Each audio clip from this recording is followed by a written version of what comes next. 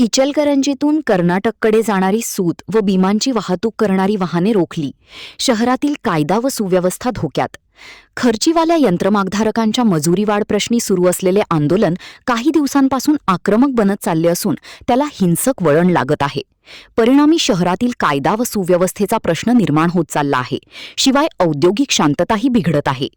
आंदोलनाच्या पार्श्वभूमीवर सोमवारी संतप्त यंत्रमागधारकांनी शहरातून कर्नाटककडे जाणारी सूत व विमानांची वाहतूक करणारी वाहने रोखून धरली. यावेळी वाहनधारक व आंदोलकांमध्ये शाब्दिक चकमकी उडाल्या. तर इचलकरंजी ते कर्नाटक मार्गावरील वाहतूक ठप्प झाली होती. मागील 23 दिवसांपासून मजुरी वाढ मिळावी यासह विविध मागण्यांसाठी खर्चीवाल्या यंत्रमागधारकांचे यंत्रमाग बंद आंदोलन सुरू आहेत. मजुरी वाढ प्रश्नी उपमुख्यमंत्री एकनाथ शिंदे यांच्या आदेशावरून प्रांताधिकारी दीपक शिंदे यांनी 2 बैठका घेतल्या. मात्र त्यामध्ये समाधानकारक तोडगा निघाला नाही.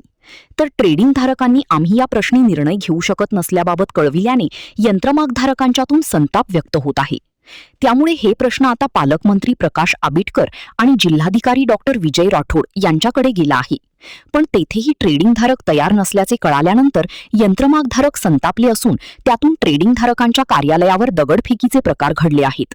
त्याप्रकरणी ट्रेडिंगधारकांच्या फिर्यादीवरून काही यंत्रमागधारकांवर तर आंदोलनासंदर्भात फोनवरून धमक्या दिल्या जात असल्याच्या कारणावरून ट्रेडिंगधारकांवर पोलिसात गुन्हे दाखल करण्यात आले आहेत. मजुरी वाढीचा योग्य असा तोडगा निघत नसल्याने यंत्रमागधारकांनी आंदोलकांनी आक्रमक भूमिका घेत शहरातून कर्नाटकाकडे जाणारी वाहने रोखण्याचा इशारा दिला होता. त्यानुसार सोमवारी सकाळी इचलकरंजीतून पंचगंगा नदी पुलावरून जाणारी सूत व विमानांची वाहतूक करणारी वाहने रोखण्यात आली. त्यामुळे या मार्गावरील वाहतूक काही काळ ठप्प झाली होती. महानकार्य न्यूजसाठी सुभाष भस्मे, इचलकरंजी.